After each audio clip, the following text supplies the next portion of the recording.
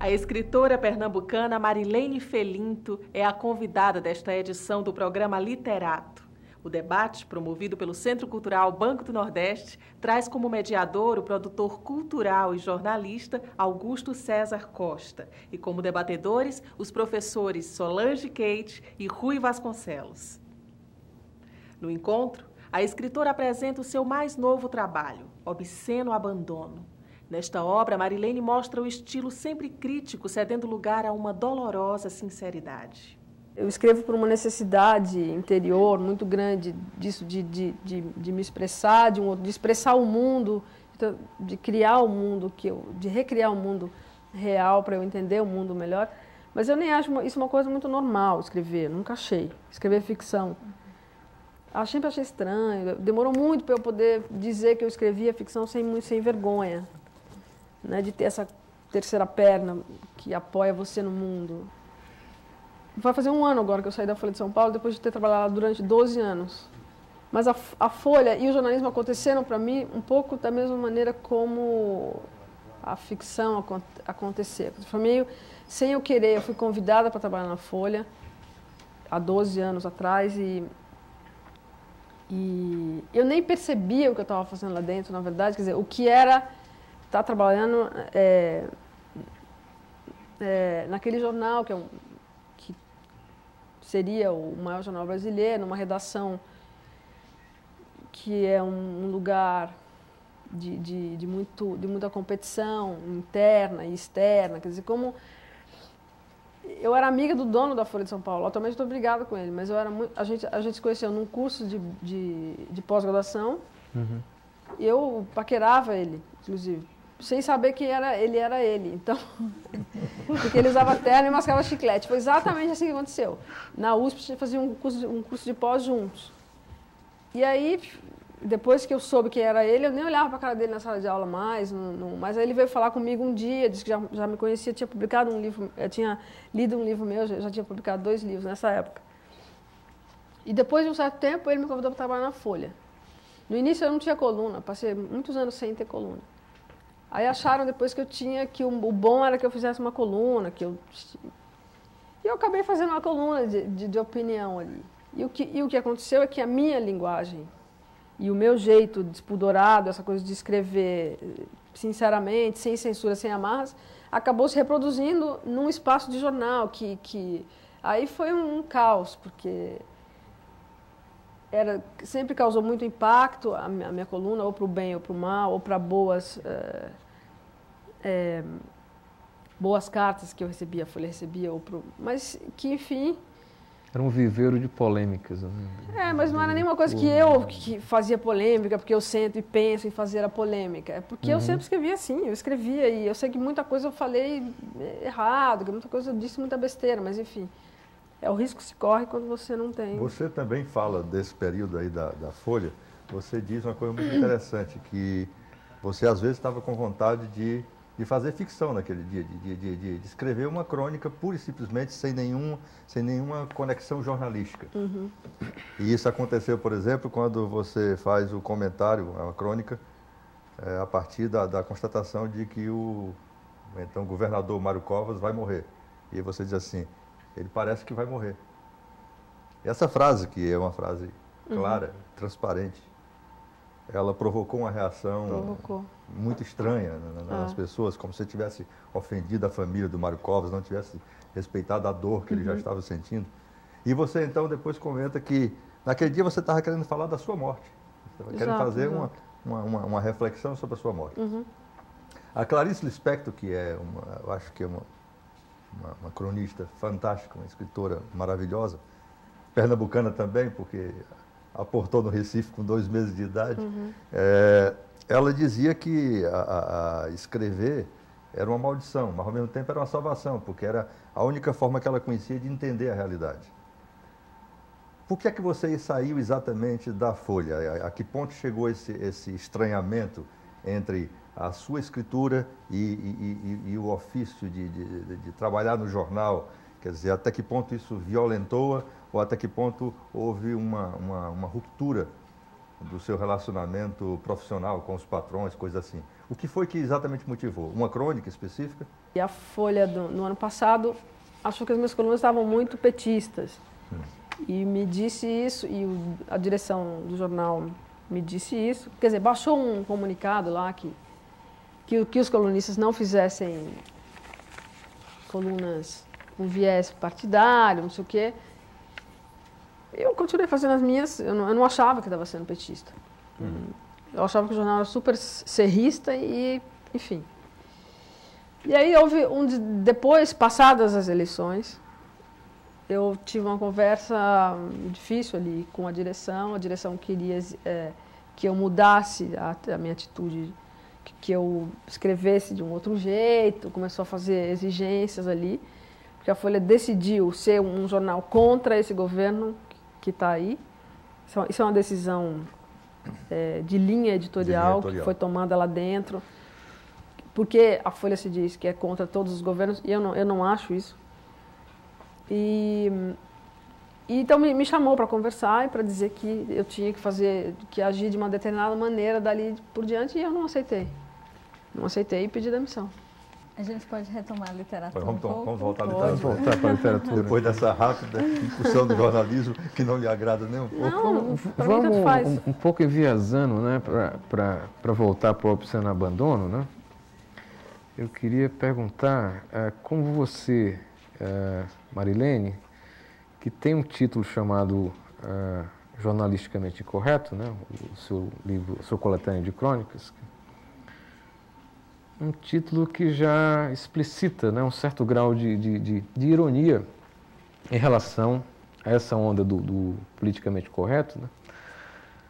Encara o fato, né, de a novela do livro O Obsceno Abandono haver sido publicado numa coleção que leva a rubrica de amores extremos, né? E é uma coleção dedicada exclusivamente a autoras, né? Isto é, a mulheres escritoras, né?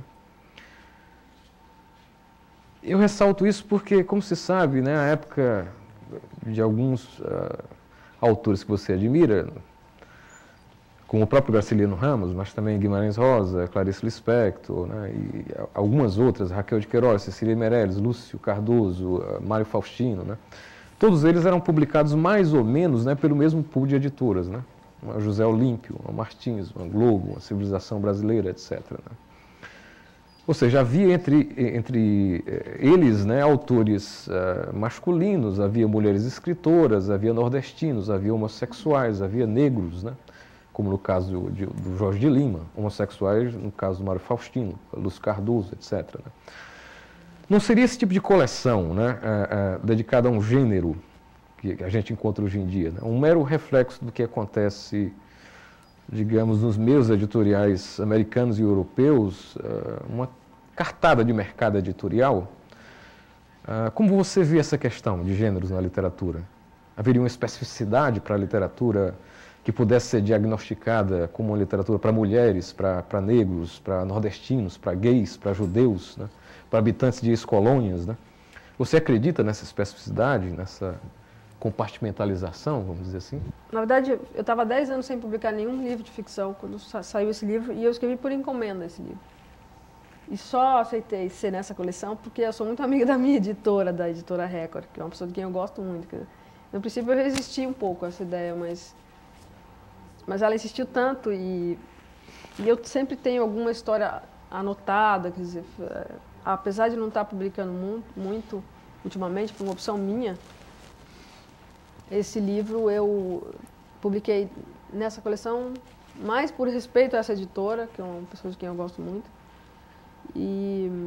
Mas eu sou contra isso, sempre fui. Quer dizer, eu acho que a literatura é uma instância maior do que as classificações que se fazem dela hoje em dia. Então, e eu sempre tive problemas com isso, porque eu sempre sou chamada a representar uma classe ou uma gaveta dessas quaisquer, né? Então, ou como mulher, ou como negra, ou como nordestina, ou como pobre até.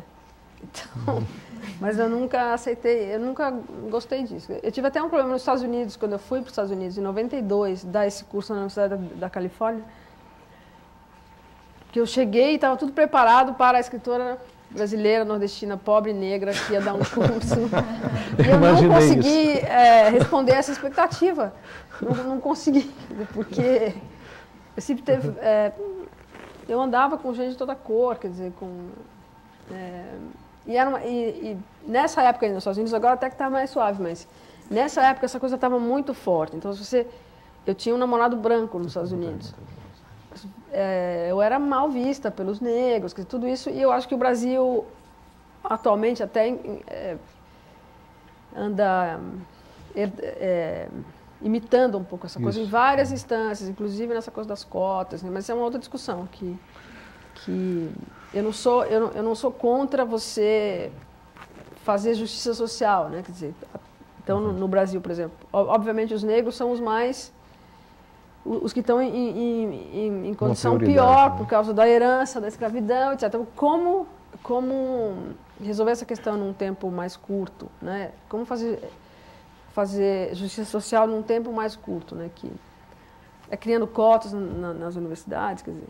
Eu acho que, eu não sei, é uma outra discussão. Acho que tem que ser distribuindo renda. Você vai ver depois do intervalo a influência da literatura inglesa na obra de Marilene Felinto.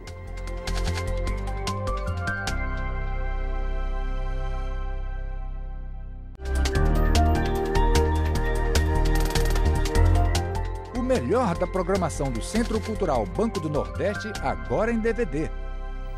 Ouçam, meus senhores todos, uma história de espantar.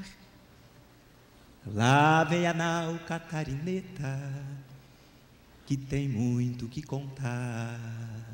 A gente faz o que a gente pensa.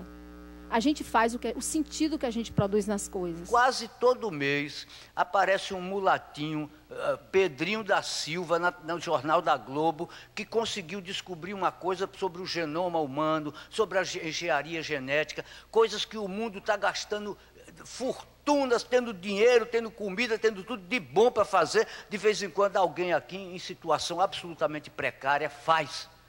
A cultura mais rica que tem do Brasil é a cultura nordestina. A cultura local é importante, a cultura mundial é importante, a cultura regional é importante, a cultura nacional é importante. Eu falando, digamos assim, do regionalismo saudável, assim, do regionalismo de reflexão e tal, e que a gente tenha um confronto bom com as outras regiões e que faça parte, que tenha visibilidade à cultura nordestina. É aquela velha ideia do Tolstói, né, de que se quer ser universal, né, pinta bem a tua aldeia, né? Paraíba era o centro artesanal, Piauí o setor da criação, em Sergipe cultura é tradição, Maranhão a reserva florestal.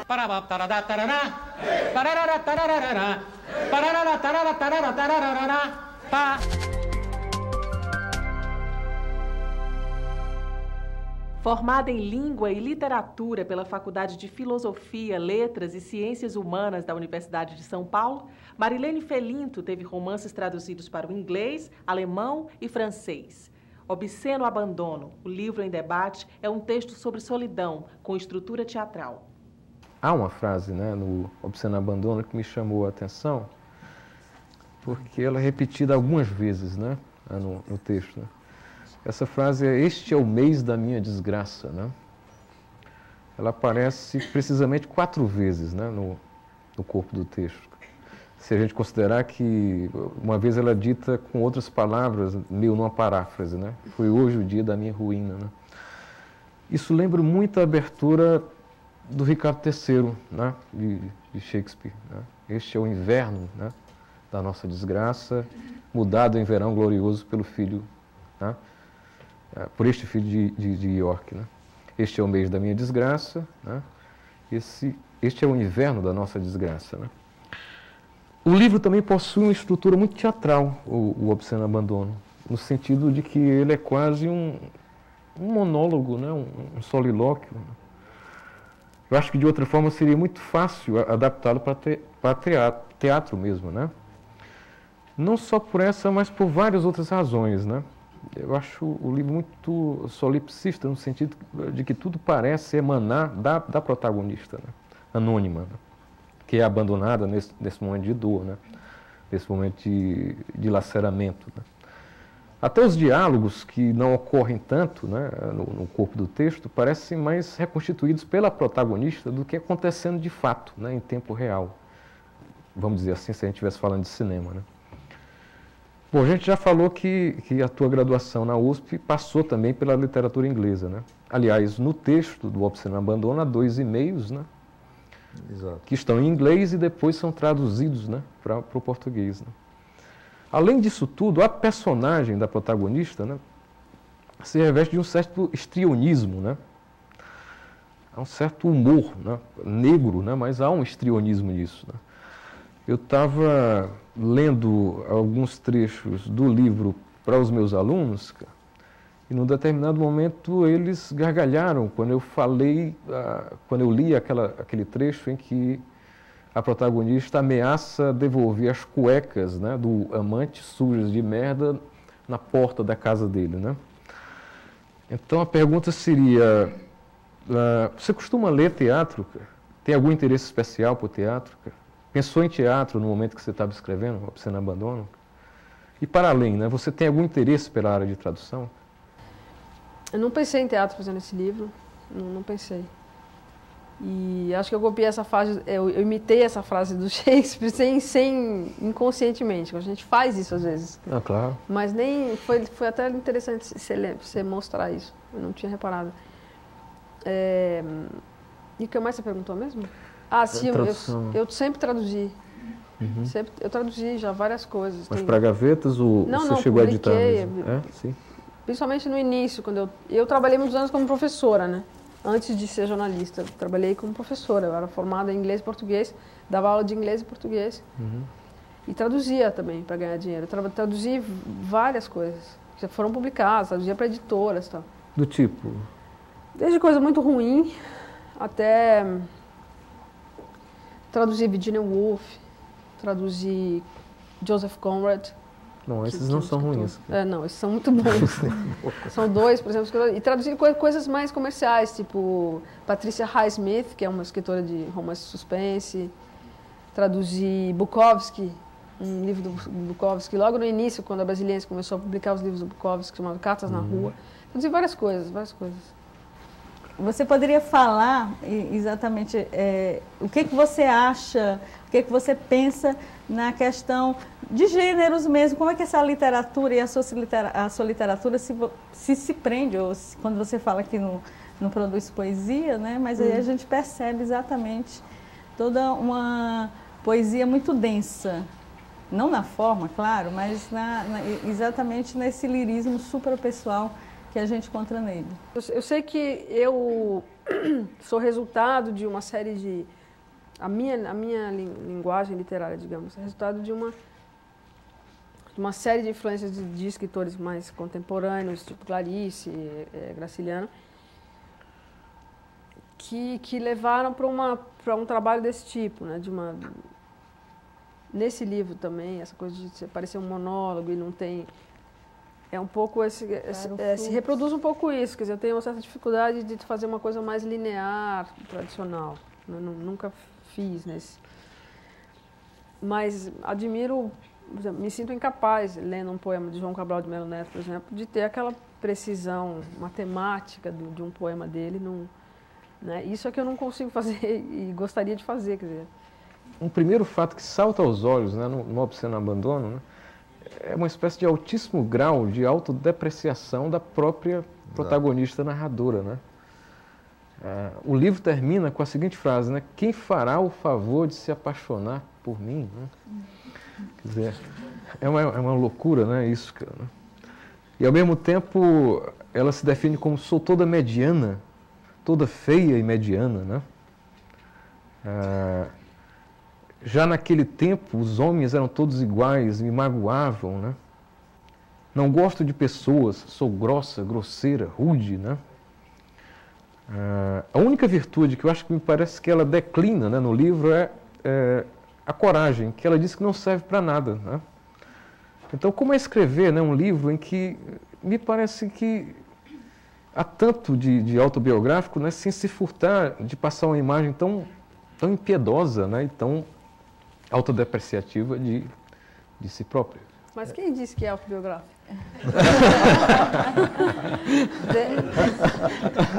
Isso foi só foi só um palpite, para ver se você caía, né? Certo, certo. Então, nessas entrevistas com escritores, eu acho sempre muito absurdas, porque, na verdade, o que o espectador, ou o leitor, ou a pessoa que está entrevistando quer perguntar é se era você que você fez daquele jeito. Obviamente, eu não vou dizer se é autobiográfico ou não, enfim, ou até que ponto é, quer dizer... Acho que toda literatura de ficção é um pouco biográfica, mas você... Desculpa, não vou entrar em detalhes, não vou dizer quem era quem, nem se era eu, se não era. A história que eu mais gosto de ter escrito, na verdade, e eu gosto muito de escrever em primeira pessoa, então isso aos olhos do leitor, né, é como se fosse eu. Esse é um grave problema para mim, é um grave problema. Mas a história que eu mais gosto de ter escrito é uma que é em terceira pessoa, é uma história infantil, na verdade, se chama Lágrimas de Pirulito, em que eu consegui fazer um personagem masculino que eu adoro, um menino, e em terceira pessoa. Então, é onde eu mais me distancio dessa coisa. Mas, enfim, eu fui uma menina que cresceu com muita raiva, quer dizer, muita raiva da minha condição no mundo, né?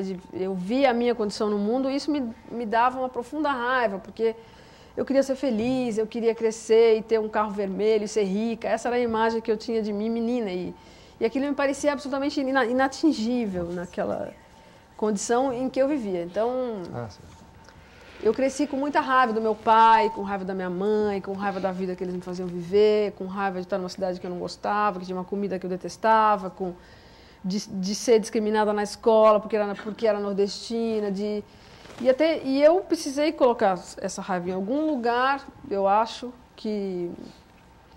Podia ser uma louca hoje, podia ser uma assassina, uma bandida, alguma coisa do tipo, eu acho, se não tivesse transformado isso num motor de uma outra coisa. Então, todos os meus personagens, todos os meus livros, a minha linguagem literária, mesmo em jornal, eu recebo muito e-mail de leitor que falam assim, escuta, por que você acorda todo dia mal-humorada, hein? Porque tem um pouco esse tom, muitas vezes, né? A Hildete, que é bancária aqui do Banco do Nordeste, fez uma pergunta exatamente assim. O que você acha da afirmação de que para ser um bom escritor é necessário ter tido uma infância infeliz? Não, eu não acho isso, não. Não sei. Não sei se precisa ter tido uma infância infeliz. Não necessariamente. Acho que não é isso que é... Determinante. Que é determinante. Acho que não. Nós temos aqui mais uma pergunta... já aqui do público, é o Carlos Carvalho, que é professor. Ele diz assim, ser ninguém de lugar nenhum, ele aspiou esse ninguém de lugar nenhum, é de certa forma algo cada vez mais comum ao indivíduo contemporâneo. Esse indivíduo está em sua obra, em João Gilberto Noll, em Chico Buarque, entre outros. De que forma a angústia contemporânea influencia seu trabalho? Eu não consigo pensar nesses grandes temas. Eu escrevo muito colado em mim mesma. Então, esses grandes temas da angústia contemporânea, eu acho que ele até é um tema meu, mas na medida em que é uma medida muito inconsciente, como isso passa por mim e eu acabo reproduzindo em literatura, mas não consigo pensar dessa maneira, separada de mim. Entendeu? O que é angústia contemporânea, influência... um pouco isso. Agora, é interessante quando você faz essa colocação, né, que a tua escrita é muito centrada no individual, mas o próprio Abandono Obsceno, a gente percebe que o individual é extrapolado. Através de uma experiência individual, chega, né, no universal, que é o abandono do ser humano mesmo, enquanto ser humano. Né? Nós todos somos abandonados, largados aí desde o nascimento, né? E tem esse lado, quer dizer, extrapola esse individual que chega a atingir exatamente o universal, que esse universal é expresso através do social também, porque a tua raiva, quer dizer, desculpe, a raiva da protagonista, né? Vai colocar exatamente numa raiva que exige justiça, que exige, digamos assim, o cessar da hegemonia que realmente existe entre Sudeste e Nordeste, né? Quando o teu personagem diz assim, eu quero beber meu Guaraná inteiro, que em São Paulo não deixou, que eu bebesse meu Guaraná inteiro no Nordeste. Né? Que seria, quer dizer, extrapola, mesmo que você coloque assim, que vai no plano individual, extrapola e chega nesses veios, né? Que são universais. Social, né? O existencial. O que é surpreendente, eu acho, em literatura é um pouco isso, que você se identifique com aquilo que você está lendo, sem ter sido você que escreveu, né? E essa é a grande viagem, eu acho, é a grande viagem da literatura que causa algum efeito, quer dizer, nas pessoas, eu acho. Exatamente esse estranhamento de quando você lê, que é como se você tivesse sido ouvido pelo escritor que escreveu aquilo, né? Um pouco esse efeito, eu acho. Então, como é que você vê a questão do leitor mesmo na literatura, a sua relação, como é que você... Essa relação leitor-autor? Se eu fosse mais ponderada, quer dizer, se eu me colocasse mais no lugar do leitor, muitas vezes eu não teria escrito coisas de uma maneira que... Você entende? Afetaria as pessoas de uma maneira menos impactante, sei lá, menos... Então, mas eu sempre tive muito retorno em jornal das coisas que eu li. E se eu gosto de saber a opinião das pessoas, eu gosto de saber a opinião das pessoas. E o Francisco de Assis da Costa Lemos, que é vendedor, ele está perguntando por que é que você foi especificamente taxada de petista, se teve assim uma crônica específica que disparou o processo lá na Folha de São Paulo. E ele pergunta assim, que fatos você poderia citar para classificar a Folha de serrista? Que frase? Não entendi. Que fatos? Que fatos você poderia citar para classificar a Folha de serrista? E por que você foi taxada de petista, né? O que foi que você escreveu, por exemplo, para eles chegarem a essa denominação? Então, eu não vou citar os fatos, não. Eu acho que quem lê a Folha sabe que a Folha era serra na época das eleições, a não ser que... Não posso citar fatos internos lá, mas, enfim. Teve uma coluna especificamente que eu escrevi depois das eleições do Lula, da vitória do Lula, que se chamava É Proibido Comemorar, que foi uma gota d'água, assim, para o fato de a Folha implicar com a minha coisa política ali. Nessa coluna eu comemorava a vitória do Lula, quer dizer, porque teve uma festa em São Paulo e todo mundo comemorando, e eu votei nele, sinto muito, né? E eu dizia lá e eu começava dizendo que o Lula perdeu um dedo na fábrica. Eu tive uma tia, minha tia preferida, perdeu também um dedo na fábrica de tecidos aqui não, em Recife, em Paulista, uma cidade perto de Recife. Fazia umas associações todas ali, com o fato de ele ser pernambucano, e eu também sei que era ótimo que um pernambucano do povo tivesse subido à presidência. Enfim, fiz era uma coisa espontânea minha ali, e essa coluna foi a gota d'água, assim. A seguir, Marilene Felinto e suas divergências com a imprensa.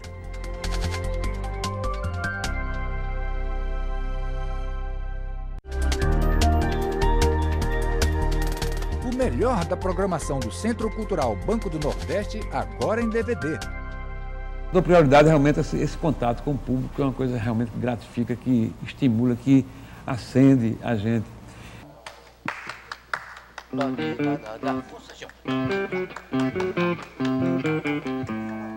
Meu Deus, esse aqui é arte. Tem gente por esse mundo que já nasce afortunada e que, embora passe um tempo sem poder arranjar nada, chega por trás a fortuna, vem pegá-la de emboscada, né? Verdades e mentiras. Mesmo que o poeta se considere ateu, um belo poema nos aproxima de Deus. A morte sem informação, dizem que é pior do que a morte sem comida. As mudanças não são num clique, entendeu?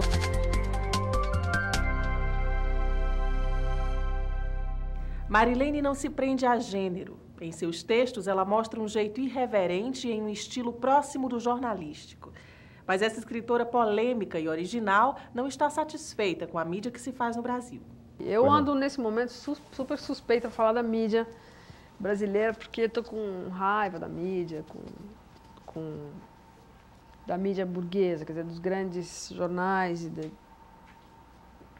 E na verdade, não é que eu estou com raiva, eu mudei muito o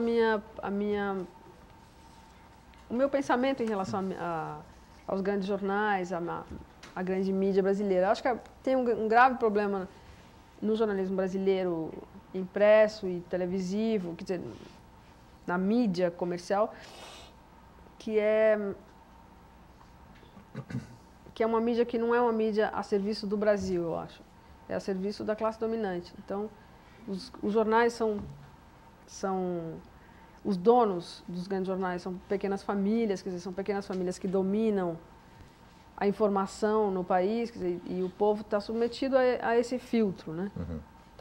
Tanto os canais de TV como os jornais impressos são possuídos por poucas famílias ali. Então isso é um grave problema, que eu ingenuamente no início achei que a Folha era um jornal mais progressista, um jornal que... Mas no fundo não é, quer dizer... Quando aqui no Brasil aconteceu de subir pela primeira vez ao poder um governo popular, de origem popular, nem estou dizendo que ele seja popular na sua administração, na sua condução hoje, mas quando aconteceu isso, quer dizer, ficou claríssimo ficou clara a posição da mídia brasileira em relação ao povo brasileiro, digamos, né? Quer dizer, a Folha virou um jornal de direita, na minha opinião. Então, nesse momento, essa coisa ficou muito clara, né?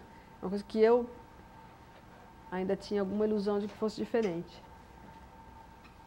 E o que eu acho interessante, realmente, quando você coloca aí, que é de esquerda, de direita, e a gente percebe, tanto na sua escrita jornalística, quanto na sua escrita literária, digamos assim, esse traço comum, que é assumir a voz do povo, do oprimido. Né? Mas não é nem que eu assumo a voz do povo, é porque eu sou daí, eu sou desse lugar, né? Então, naturalmente, eu escrevo desse lugar. Mas nem todos têm coragem. Não, né? eu acho que não tem. Então, nem todos o seu têm jornalismo é um jornalismo, digamos assim, corajoso e que está muito próximo também do literário e que há uma fidelidade, um princípio que se revela na sua escrita, tanto jornalística quanto a literária. Né? Que é quando você... no Jornalisticamente Correto, colocou que foi polêmico, né, muito polêmico, a questão de quando o filho do Antônio Carlos Magalhães morreu. Você disse, já vai tarde. Muitos de nós queríamos dizer isso e não poderíamos, né? E você colocou muito bem a voz, que era a voz da grande maioria da população brasileira. Né? Já vai tarde. Mas aí, eu só queria fazer uma observação nessa coisa da coragem, que se fala que quando eu percebo, eu já disse aquela besteira, quer dizer, não é uma besteira, eu sei que eu acabo sabendo depois que todo mundo queria dizer aquilo, mas eu levei altas repreensões na Folha de São Paulo. Antônio Carlos Magalhães mandou um fax, uma carta para o dono da Folha, para o pai do dono, que é o Otávio Frias, de Oliveira, que a gente chama de Seu Frias, pedindo para me demitir, dizendo que só não me chamava de prostituta porque ele gostava muito das prostitutas para me chamar de prostituta. Quer dizer, então, esse fax foi uma coisa que... Então, eu ficava muito mal, eu fico mal, quer dizer, às vezes eu escrevo coisas que eu sei que eu sei não, que depois dão esse tipo de repercussão e eu fico que nem uma idiota lá, como é que eu fui dizer isso, por que eu disse isso? Aí me liga o dono, o diretor de redação da Folha para dizer, olha, chegou aqui um fax, Antônio Carlos Magalhães está pedindo para meu pai demitir você. Mas eu não vou demitir, tá? Só estou te avisando que ele mandou e vou mandar o fax para sua casa. Aí chega na minha casa o fax, a cópia do fax, era um insulto atrás do outro, quer dizer... E eu tenho pouca defesa para essas... Eu tenho o que se chama de coragem, entre aspas, para escrever, mas é porque eu não penso. Porque se eu pensasse que podia dar esse tipo de resposta, eu não faria, entendeu? E a Folha muitas vezes me censurou, porque eles sacam que ia dar problema, eles sacavam que ia dar problema. Então, eu ficava muito mal, chorava, brigava, vou sair desse jornal porque estão me censurando e tal. Mas hoje eu até agradeço, que algumas coisas eles cortaram, entendeu? Porque se eu fosse pensar, eu não escrevia, porque eu tive vários problemas. Esse é apenas um Para quem não leu o artigo, né, o título do artigo era simplesmente Os Brutos Também Choram, né? E isso porque, ingenuamente, eu vi ali na cena da televisão, quando o cara estava sendo enterrado ali, Fernando Henrique chorando, Sérgio, como chamava aquele ministro que morreu também? Sérgio Mota chorando, todos aqueles gordos enormes e aqueles homens de terno chorando ali, que pasma, e dei esse título, quer dizer, que é muito, que vai um pouco pela via literária, né? Eu acabo fazendo literatura e as pessoas não entendem que obviamente não é literatura também, é uma coisa meio deslocada, fica essa mistura de linguagem de jornal com linguagem de ficção, dá uma confusão. Mas, ao mesmo tempo, isso aí dá margem a uma excelente reflexão sobre os limites, né? E o servilismo da imprensa brasileira. Porque, noutra realidade, na França, sobretudo, nos Estados Unidos, isso não aconteceria. Quer dizer, a língua do inferno, assim, a pessoa que tem a coragem de dizer, de ser desaforado. O último grande desaforado que nós tivemos na imprensa brasileira foi o Paulo França, né? Dizia absurdos também, né? Chutava muito, mas tinha coragem de arrostar os poderosos, né? Então, isso mostra também os limites da imprensa brasileira.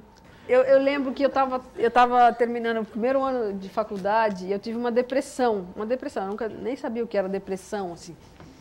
E eu saí de um colégio público em São Paulo e fui para a USP, que era um mundo novo, um mundo de gente de tudo quanto é lugar, de tudo quanto é tipo e tal. E no final do ano eu tive uma depressão. Ficava chorando, ficava sem saber, com medo de sair de casa, toda carente, toda problemática lá. E eu estava lendo Clarice Lispector pela primeira vez. E a minha mãe me levou num psiquiatra ali para conversar com o psiquiatra, que ela trabalhava num hospital público, me levou num psiquiatra. E eu lembro que eu fui para essa consulta com um livro da Clarice embaixo do braço, A Paixão Segundo o GH. E quando eu comecei a falar com o psiquiatra, ele olhou para mim, viu que eu estava com esse livro na mão e falou: "Você está lendo essa mulher?" Eu falei: "Tô." Ele falou: "Então, por isso que você está assim." Então, e eu achei genial, porque eu estava tão solitária, me sentindo tão incompreendida naquele mundo de novas informações, de novas leituras. E quando o psiquiatra disse: "Está lendo essa mulher com essa cara esquisita", e disse que é por isso que você está assim, então tudo para mim ficou mais claro e eu acabei melhorando muito da minha depressão, porque esse psiquiatra já tinha lido Clarice, aí conversou um pouco comigo sobre ela e tal. E, enfim, então foi essa influência que desde eu adolescente, que entrou em mim como se fosse um espírito, assim, que me transformou ali, que me trouxe uma coisa que era meio de morte e vida, não sei o que, mas que eu acabei me recuperando para a vida, também um pouco porque estava lendo aquela mulher esquisita ali e tal. Então, é uma influência muito subjetiva. Assim, eu não sei falar dessa coisa literária que ela influenciou, então, o meu modo de narrar, eu não sei falar desse ponto de vista, mas é quase como se fosse um espírito, assim. Você liga muito literatura à vida, né? Naquele teu obituário do João Cabral. Do João Cabral, né? Você fala da pavorosa falta de vida, né? da poesia brasileira atual, né? Dominada por grupelhos que ameaçam redações de jornal, né? e tudo mais. Quer dizer, há uma ligação muito forte, né? Entre a tua literatura e vida, e vivência, experiência, me parece. Tem. Muito mais do que a coisa acadêmica, do que Porque aproxima muito de Clarice nesse sentido, né? Clarice também, a questão da experiência é muito presente também na escritura, né? E o público percebe isso. O Márcio Costa está dizendo aqui que percebe que suas respostas dessa entrevista são iguais ou parecidas com as da Clarice. Nossa. Bom, você não falou sobre Osman Lins. Osman Lins. Eu li pouco Osman Lins, mas eu li. Ainda que eu estava na faculdade, eu li Osman Lins. E achei muito interessante, mas eu achava ao mesmo tempo estranho. Ele era pernambucano, né? Isso. E os escritores pernambucanos que eu mais lia, eram os poetas, na verdade, fora o José Lins, era Manuel Bandeira e João Cabral. E os Manis veio com aquela coisa em prosa, que era uma coisa, uma linguagem muito experimental até naquele tempo, né? Era uma coisa muito matemática, muito... Eu não me identificava muito, mas eu gostava e respeitava aquilo. E tinha até, ele era vivo até na época que eu estava na faculdade. Tinha até vontade de conhecer às vezes, mas sem saber ainda como fazer aquilo, ou como julgar aquela literatura pernambucana que não era ainda uma coisa, que um caminho que eu conhecia. Então foi uma relação muito distante, assim, embora eu respeitasse aquela nova coisa que vinha de Pernambuco e eu não entendia direito ainda. Desses autores pernambucanos, dos poetas, você chegou a ler o Joaquim Cardoso? Não, li pouco. Li pouco. Uhum. Eu sou muito careta em literatura, muito conservadora. Você é muito ágil assim na escritura? Você revisa ou não? Você revisa muito? Não reviso muito. Não reviso muito. Deixa a coisa correr, fluir mais. Eu sou mais desse estilo, assim. Uhum. Nesse ponto também uma similaridade com Clarice. Clarice dizia que não revisava e que ela não se preocupava com o defeito. Né? Ela jamais revisava a obra e não se preocupava muito com o defeito. É por aí também que você pensa?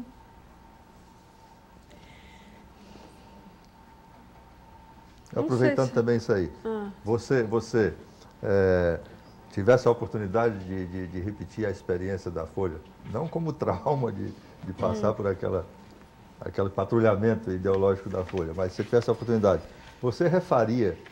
Você disse numa entrevista recente, você falou que você gostaria, por exemplo, de ter o estilo do Jânio de Freitas, que tem uma certa calma, um certo savoir-faire, de não se... Uma fleuma. Né? Uma fleuma, né? E você acabou de falar que se você pensasse um pouco, você não teria dito certas coisas. Mas isso é que faz, é que dá o sabor, é que dá o sal e a pimenta dos seus escritos em jornal.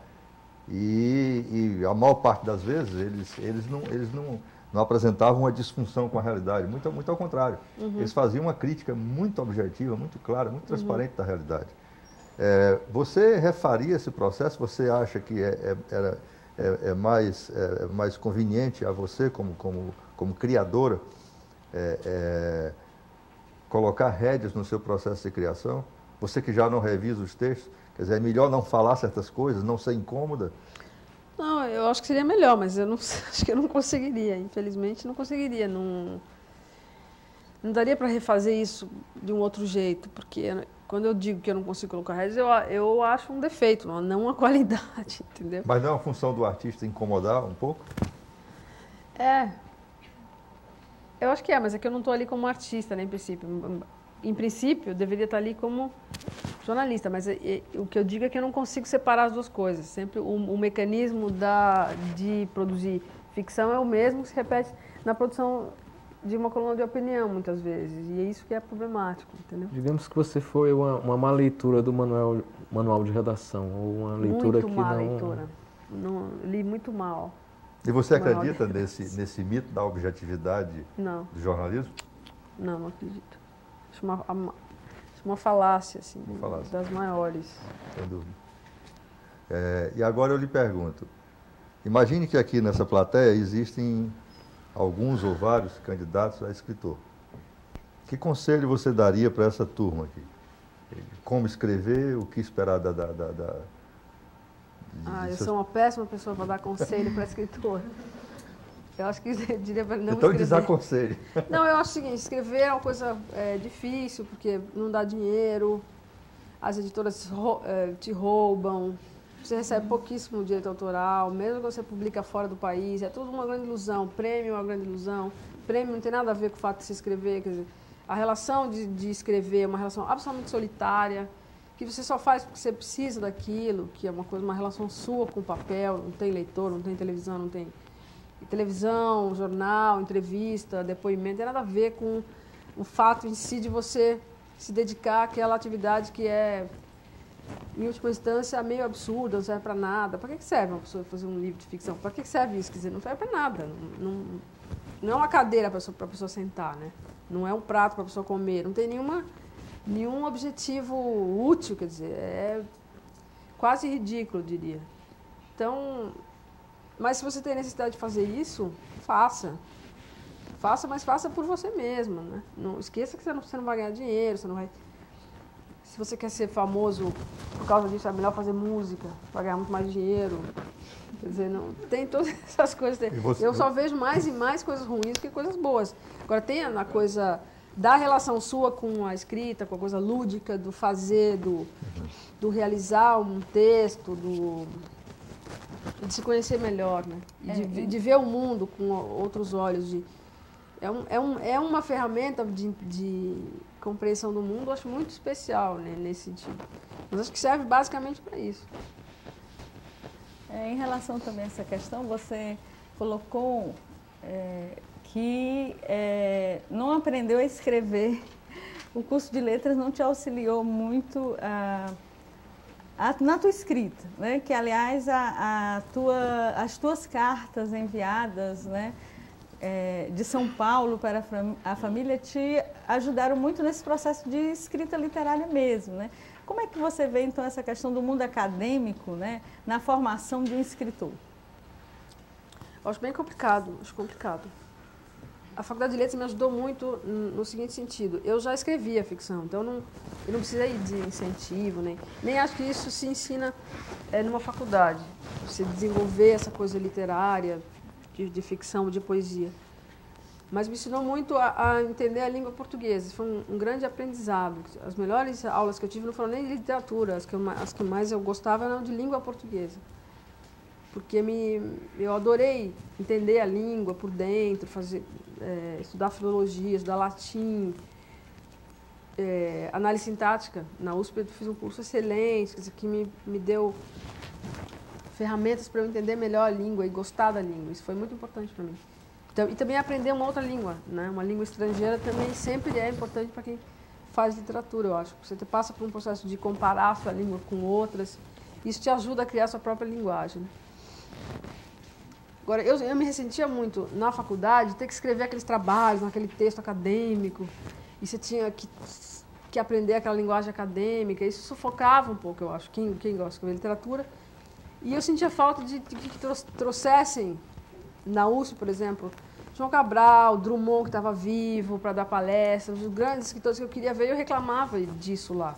Eu, por que vocês não trazem os grandes escritores, os grandes poetas? Eu quero ter aula com esses caras, e não era isso que eu tive na Faculdade de Letras. Então, eu me ressenti muito disso, achei que eu ia ter aula com esses caras, ou então escutar os caras falarem palestras que eu nunca vi na USP, por exemplo, na minha época.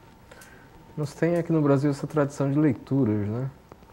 Dos poetas e dos escritores irem para as universidades para lerem, né, as suas obras. É muito agradável você ouvir, né, a obra na voz, né, do autor. Eu sempre acho interessante isso, ou quando você vê num documentário, né, o autor escrevendo, né, é quase comovente, né, você ver aquela grafia, né, do autor no papel, né. Que é algo cada vez mais raro, né, hoje em dia, porque todo mundo usa computador, né, no caso. Solange, mais alguma pergunta? Por enquanto não. Você? Marilena, muito obrigado.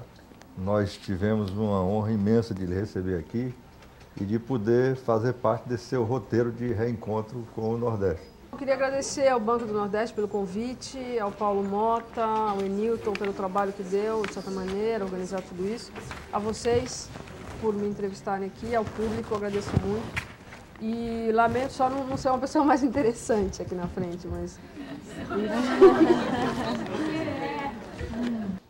A todos vocês, muito obrigado dessa equipe aqui e do Centro Cultural Banco do Nordeste. Esperamos encontrá-los no próximo Literato. Uma boa noite a todos.